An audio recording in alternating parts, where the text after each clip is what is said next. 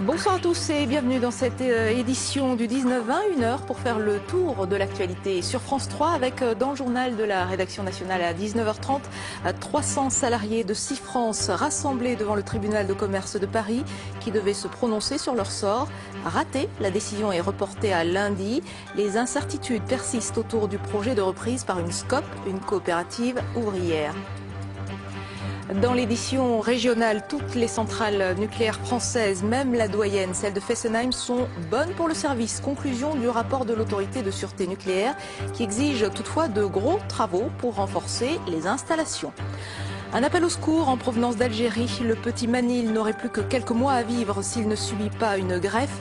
Il faudrait pour cela le transférer dans un hôpital français comme celui de Strasbourg, mais ça coûte cher, très cher.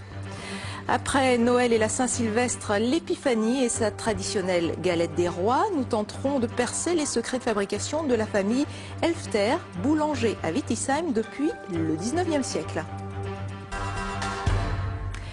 Pas de fermeture, mais des travaux à la centrale nucléaire de Fessenheim. C'est ce que préconise l'ASN, l'autorité de sûreté. Si rien n'est fait, Manil, un bébé algérien de 8 mois, pourrait mourir avant la fin de l'année. Il souffre d'une maladie génétique qui a déjà causé le décès de son frère. Les parents sont désespérés. Plusieurs hôpitaux français, dont le CHU de Strasbourg-Haute-Pierre, ont accepté de l'opérer. Mais qui va payer? La sécurité sociale algérienne a déjà une énorme ardoise. Manil serait donc condamné. Marie Edman, Xavier Schuffenecker.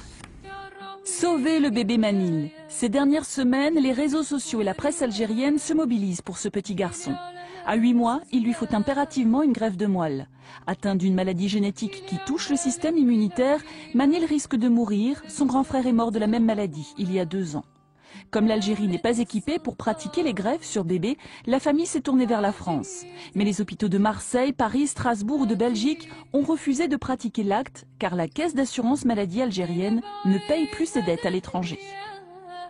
Est-ce que la vie d'un bébé, aujourd'hui, peut être dépendante d'un conflit qui ne le concerne pas concrètement? Donc, est-ce que ce problème doit bloquer une hospitalisation?